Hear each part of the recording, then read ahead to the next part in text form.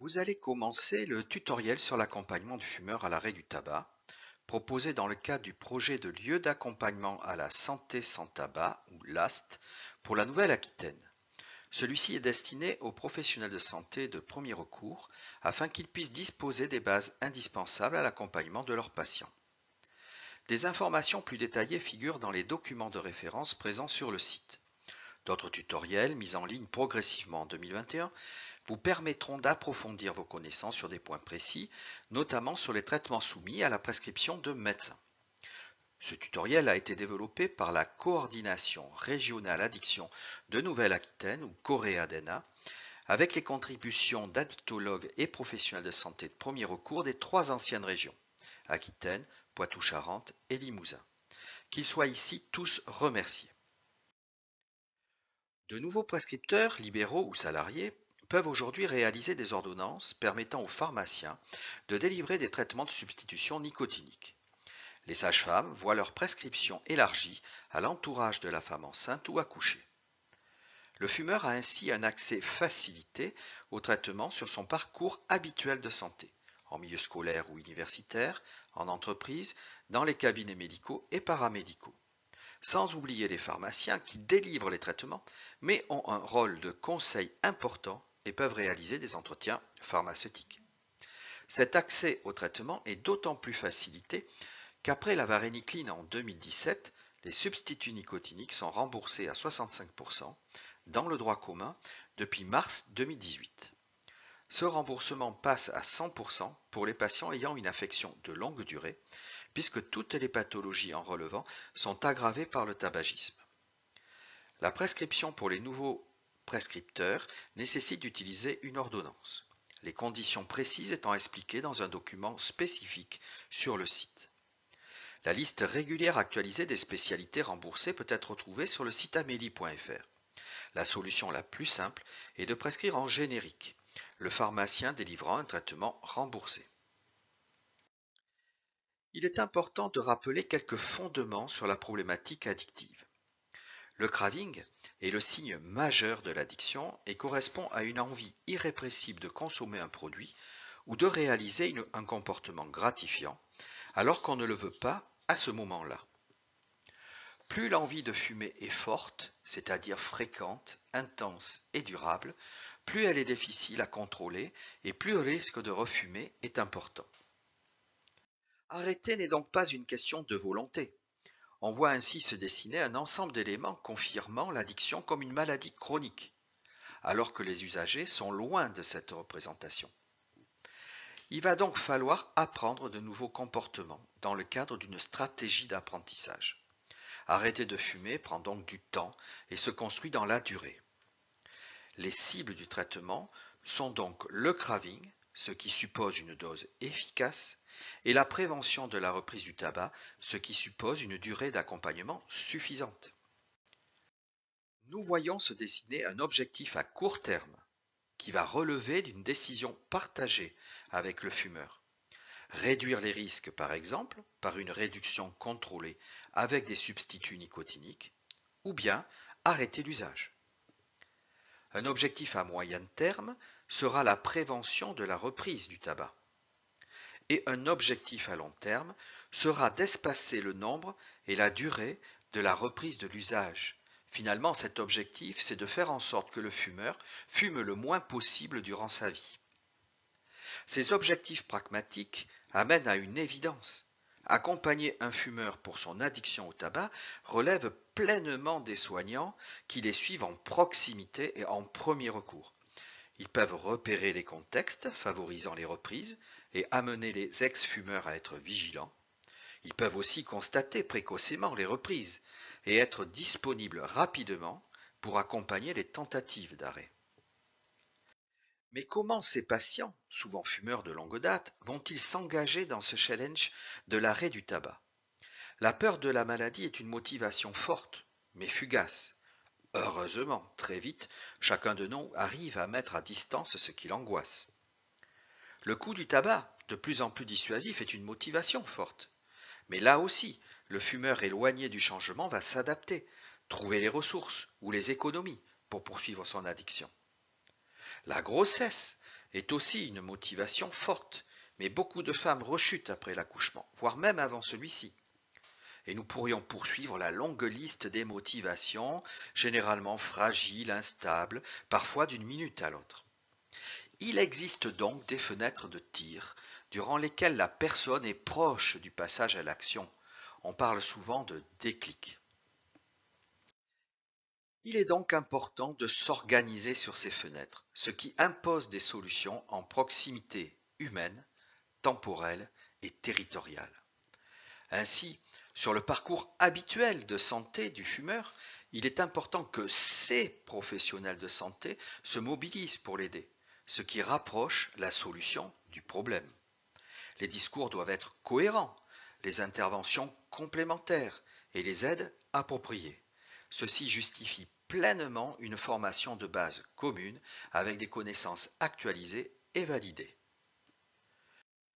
Même si le projet LAST cherche à favoriser la demande d'aide des fumeurs auprès de leurs professionnels de santé, beaucoup d'entre eux viendront les voir pour un autre motif et sans demande au niveau du tabac.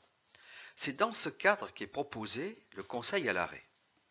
Il s'agit ici de prendre date plus que de prendre acte. Le fumeur ne s'est pas préparé à l'idée d'arrêter et est souvent encore loin du changement. Par contre, réaliser le conseil à l'arrêt montre au fumeur que l'on s'intéresse à lui et montre également l'importance que l'on accorde à la problématique du tabac. Il saura qu'il peut être aidé, ici, dans ce lieu d'accompagnement à la santé sans tabac, et par ce professionnel. Le projet met à disposition des professionnels un outil de médiation sous la forme d'un jeu de cartes. Nous en reparlerons. On est en empathie et on le montre en posant des questions ouvertes, en reformulant ce qui nous paraît important, en ne portant aucun jugement, sans forcément tout approuver. Il s'agit de mettre le patient en sécurité. On comprend ses difficultés, on comprend son ambivalence et on est là pour l'aider. On évoque souvent la bonne posture relationnelle, mais il est important de rester authentique. Le plus important est sans doute de simplement montrer au fumeur que l'on se rend disponible pour lui. Ne pas trop parler, ne pas répondre au téléphone, le regarder, l'écouter. Quelles sont ses valeurs? Et le relancer sur celles qui s'opposent au fait de fumer. Valeurs sportives, écologiques, économiques, la liberté, anti-lobby, protéger son bébé, ses enfants, la santé, etc., etc., etc. Quelles sont ses craintes? Et les rationaliser, les diminuer. Le plus souvent, il n'y a pas nécessité de renforcer l'importance de l'arrêt car les fumeurs savent que leur comportement est nuisible pour eux et pour leur entourage. Cependant, il manque le plus souvent de confiance en eux pour atteindre cet objectif. L'échelle numérique verbale est alors une solution simple et efficace pour les amener naturellement à améliorer leur confiance. Entre 0 et 10, où mettriez-vous votre confiance dans les chances d'y arriver? 0, aucune confiance du tout, et 10, confiance totale, c'est sûr. Pour un fumeur qui répond 4, par exemple, on lui demande pourquoi 4 et pas 0, ce qui l'amène à naturellement évoquer le peu de confiance qu'il a déjà. Puis on lui demande comment avancer vers le 10, ce qui l'amène à évoquer ce qui pourrait l'aider. Ceci amène simplement à renforcer le sentiment d'efficacité personnelle. On peut lui proposer à ce moment-là le jeu de cartes des aides comme outil d'aide à la décision partagée, l'amenant à construire son programme d'aide à l'arrêt idéal pour lui. Il s'agit du même jeu de cartes que pour le conseil à l'arrêt, mais utilisé dans un autre objectif. Celui-ci peut être retrouvé sur le site. Les médicaments du graving sont souvent indispensables à un arrêt réussi et confortable. Tout professionnel de santé est légitime pour les conseiller. Il est utile d'expliquer la fonction des substituts nicotiniques.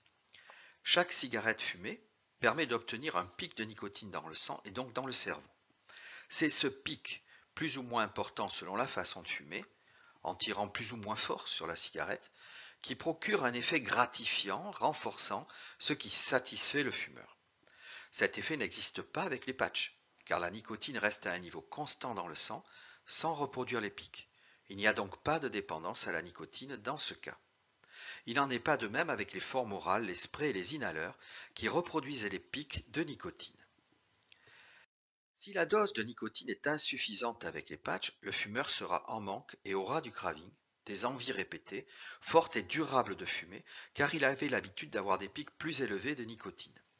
Il convient donc de monter la dose de nicotine à un niveau suffisant, idéalement la dose maximale supportée. Ceci permet de réduire l'effet renforçant du tabac en cas de consommation concomitante de cigarettes et de réduire les compensations, par l'alcool, la nourriture ou d'autres, et en réduisant le craving. Les envies restantes de fumer peuvent être contrôlées avec l'ajout de formes orales. Il est important d'évoquer la réduction contrôlée progressive, qui est une solution émergente. Elle peut se positionner dans 3 situations principales. Dans un premier cas, le patient peut envisager d'arrêter le tabac à plus ou moins long terme, mais ne se dit pas prêt. Dans d'autres situations, bien qu'il ne vienne pas pour cela, l'envie de fumer est moindre, comme par exemple quand il présente un épisode infectieux, une bronchite, une angine, ou bien quand il est hospitalisé. Il peut également être dans une situation où le fait de fumer est encore plus divergent de ses valeurs. Désir de grossesse, opération programmée, performance sportive, etc. Les situations sont ainsi très nombreuses où il est possible de présenter au patient la possibilité de diminuer son envie de fumer, sans pour cela évoquer l'arrêt du tabac immédiat. Il va moins fumer, naturellement, et préserver sa santé. Il va plus facilement atteindre des objectifs. Il va apprendre l'effet des substituts nicotiniques. On lui propose de refaire le point dans une consultation dédiée 1 ou 2 semaines plus tard, par exemple. On prendra le temps de s'occuper du tabac. Le patient peut venir pour être aidé dans son arrêt au tabac. Il est alors possible de lui proposer soit l'arrêt immédiat, soit la réduction contrôlée progressive, dans le cadre d'une décision partagée dont on sait la plus grande efficacité. Enfin, troisième situation, le patient a pu prendre un rendez-vous éloigné avec un tabacologue et l'attente est un obstacle important susceptible de diminuer la motivation. Proposer la réduction contrôlée est alors une façon motivante de se préparer à la consultation. Nous n'avons aujourd'hui aucune preuve de l'intérêt de la mesure du séreux expiré, ni de l'intérêt des questionnaires sur l'efficacité de l'accompagnement des fumeurs vers l'arrêt du tabac en soins primaires. 2 questions simples paraissent suffisantes pour approcher au mieux la dose de départ de la substitution nicotinique, et ce sera tout. Combien fumez-vous de cigarettes un jour où vous ne limitez pas votre consommation? En effet, les fumeurs ont tendance à diminuer le nombre de cigarettes en titrant plus la nicotine, c'est-à-dire en tirant plus sur la cigarette. Dans ce cas, on dosera la substitution nicotinique à 1 mg par cigarette ainsi déclarée. La deuxième question est alors, avez-vous envie de fumer dès le réveil ou dans l'heure qui suit? La réponse nous permettra de choisir entre les patchs sur 16 heures, si la réponse est non, et les patchs sur 24 heures, si la réponse est oui. En effet, dans ce dernier cas, le fumeur se réveille avec l'envie de fumer et il faut délivrer de la nicotine la nuit. Ces 2 questions nous permettent ainsi, avec une bonne fiabilité, d'ajuster la dose initiale en utilisant les différents dosages disponibles qui sont 7, 14 ou 21 mg sur 24 heures ou 5, 10, 15 et 25 mg sur 16 heures. En cas d'arrêt immédiat, le fumeur peut compléter avec des formes orales selon ses besoins. Et en cas de réduction contrôlée, le fumeur prendra des cigarettes selon ses besoins. Dans les 2 cas, le vapotage peut assurer cette fonction des gommes ou des cigarettes. Les contraintes ne sont pas les mêmes en cas d'arrêt immédiat ou de réduction contrôlée. En cas d'arrêt immédiat, il convient de revoir le patient rapidement dans un délai d'1 semaine maximum, car il peut être sous-dosé et avoir un craving important. Il ne tiendra pas longtemps. Un délai trop long l'exposerait à un risque important de reprise de l'usage. On montera la dose maximale supportée tant qu'il persiste des envies de fumer et en l'absence de signes de surdosage. Des rendez-vous réguliers, toutes les semaines par exemple, sont conseillés tant que l'arrêt complet du tabac n'est pas obtenu et tant qu'il persiste des envies de fumer. Cet objectif atteint, on espace progressivement les rendez-vous jusqu'à 3 mois d'abstinence complète avec un craving facile à gérer. La réduction contrôlée progressive sera, elle, de son côté, moins exigeante, le patient pouvant fumer sur les patchs dans le cadre de son objectif. Le patient revient en fonction de ses disponibilités à lui et de celles du professionnel. L'objectif demeure l'arrêt complet du tabac et on monte progressivement la dose jusqu'à obtention du résultat. Le patient peut être sous-dosé s'il a envie de fumer ou fume, s'il compense, alcool, grignotage, s'il est énervé et s'il a du mal à dormir. Le patient est surdosé s'il a des palpitations, des nausées, des céphalées, de la nervosité et des troubles du sommeil. Ces troubles disparaissent quelques heures après le retrait des patchs.